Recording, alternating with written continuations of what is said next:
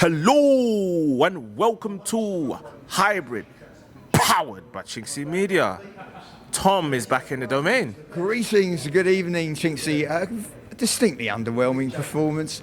3-2. We shouldn't be conceding goals to minnows, with all due respect to Kairat. I mean, this is not what you expect from Arsenal. I know we put out some of our second stringers. Eze looks to me as if he is being squeezed. He seems different, lacking confidence, and I blame it on the manager. Is it giving you Jack Grealish, Pep Guardiola vibes? Sort of, yeah. Because when he was the main man at Palace, wasn't he? And now he's been pushed into a kind of a role which I don't think he feels entirely comfortable with, and he feels sort of constrained and inhibited, and that's affecting his decision making and his movement on and off the ball. It's literally dribble, dribble, dribble, lay it off 2 yards, saunter to the left, dribble, dribble, dribble, lay it off 3 yards, saunter to the right. You know, that kind of intuition, that spontaneity, that that flair. I'm just pleased that Ethan isn't under that kind of pressure, although sadly tonight Marseille lost 3-0, but I don't think he was playing. No, I believe he's cup tied, against Bruges. If you can only beat Kairat 3-2, this does not augur well. And we conceded a late goal to the Brazilian guy, Ricardinho. I was not impressed. But, as I was saying to Kivsy earlier, I suppose the way to look at it is in the context of a job done. Liverpool, they absolutely dismantled Carabao 6-0. So I think I'm not particularly impressed, but I was very interested in, I don't know if you read The Guardian, Jonathan Wilson in The Guardian. He, his wonderful turn of phrase, he described the performance of our team against Man United. He used the analogy of a team of cyborgs malfunctioning. Go on, elaborate, what did he say? He basically said that the cyborgs malfunction, but in a very human way. The point is this, is that with Arteta, everything is about analytics and data and formula, and football is about spontaneity and creativity and passion. And that's why I think players like Eze don't fit into his system, because that's what it's about. It's about data, analysis, efficiency, and it's not about creativity and spontaneity and joy. I find it all really boring. But if it brings us 2 to 3 trophies, which I think it should, hopefully, fingers crossed, you take that. I think we've got to consider the means too. This is really dull. I mean, this reminds me of George Graham. This is the George Graham formula, but of course we don't live in the 4-4-2 era. Because Arsene, what he did is that he brought something new to the game, didn't he? What Arsene Wenger did was he revolutionised. Yeah, well, he revolutionised. That's the word. He revolutionised domestic football with the diets and the approach. But it was also as if he liberated English football from the austere rigidity, that austerity, to something more subtle, fluid, and artistic. And this is like a reversal back to the austerity of 4-4-2. Well, it's not 4-4-2, but that kind of rigid, formalised, very defensive, cautious system, not the subtle, fluid, artistic football that we became used to. Okay, you could argue that Arsene wasn't terribly successful towards the end of his tenure, but at least the football. I mean, we had players like Ozil, players who were, joy. I mean, he was a joy to watch and behold, wasn't he, with his creativity? But that's the past. But I am not enamoured, and I just think that this way of playing football, which is all based on analytics and efficiency, was joyously undermined by Matheus Cunha's goal. The improvisational excellence resulted in our defeat, and I have to say that they on balance deserved it. Leeds United on Saturday. Incredibly difficult. At the Cauldron, Elland Road. Yes, the Cauldron, the Bear Pit, the Fortress. What a lovely old stadium with the 4 banks, Elland Road. And the crowd are they're an extra player on the pitch. So marching on together. Real test to counter that crowd. And I think in that sort of game, Gyökeres' physicality might be quite useful. Okay, so maybe a necessary evil in that game, Yeah. But I do think we mustn't underestimate them. I hope we beat them, but I think it's going to be a really tight Well, when we beat them 5-0, the narrative was, oh, it's only Leeds, they're promoted side. So now everyone's looking at it differently. Look at players like Aronson. Yeah. Calvert-Lewin, he's scoring Wilfred goals. Gnonto, Daniel James. I don't know if I'm not sure about that. Sorry. He may well be. He's got a lot of pace. Greater knowledge. Their captain, Ethan Nwaneri, in midfield.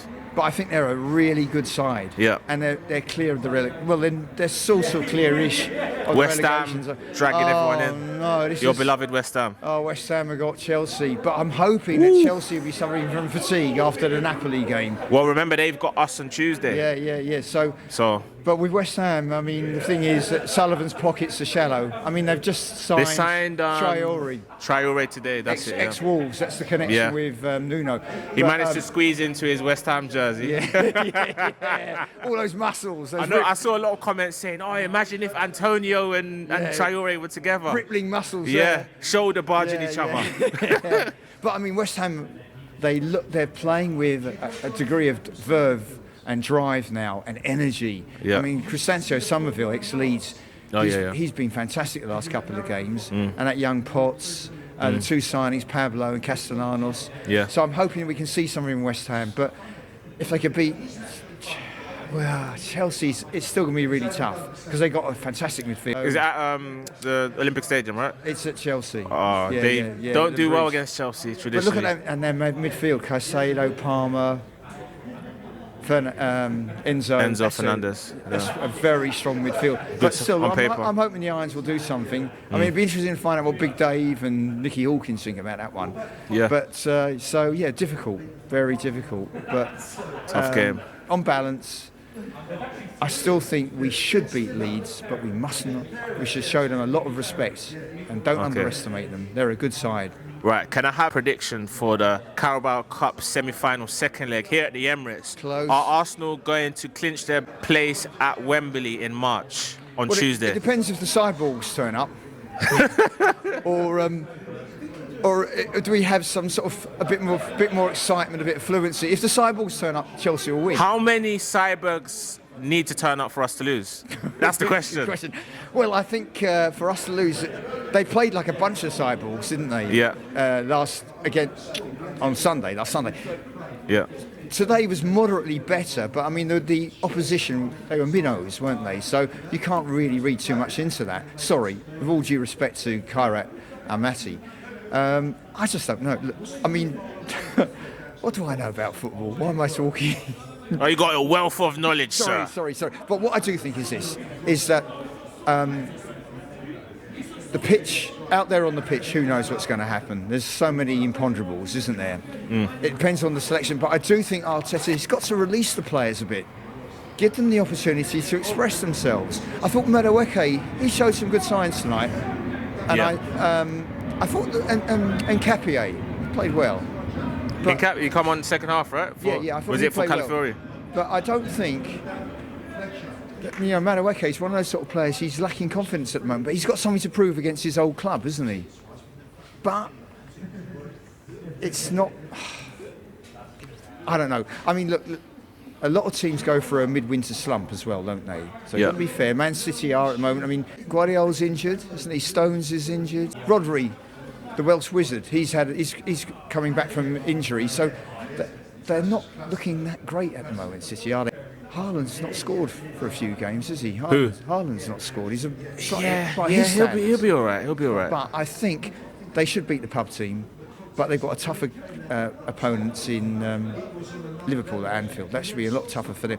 So we've got to be careful. The following week. Villa are a threat, a real threat now. Yeah. And they've signed Tammy Abrahams again, haven't they? They have, and I've been told that Douglas Luiz and who else? Back, isn't he? Yeah. And they've obviously drafted back in Leon Bailey, even though he doesn't like the manager, which is weird. Yeah. Well, Leon Bailey's a good squad player. And he tries really hard. Plays for Jamaica. Good player. He punished us. I still remember that in was it May 2000? He produces these moments of brilliance, isn't he, Leon Bailey? Yeah. With the Villa. On his day. I think they're a team that people underestimate. And they've got a marvellous player in Emilio Buendia. I saw him play for Norwich. He was terrific, when he was in the Championship.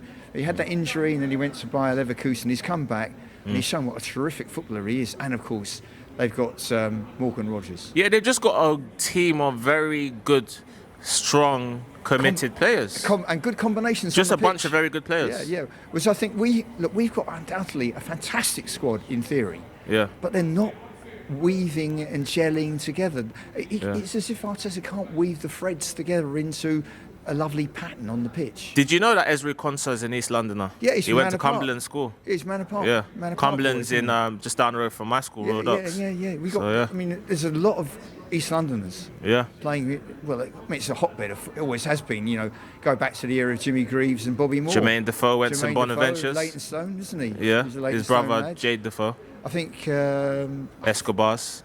Who else was there? There's quite a few. Walthamstow, Leytonstone, Ilford. Yeah, Beckham, Harry Kane, Chingford, Leytonstone. Harry Kane's Leytonstone, isn't he? Yeah. There's a lot.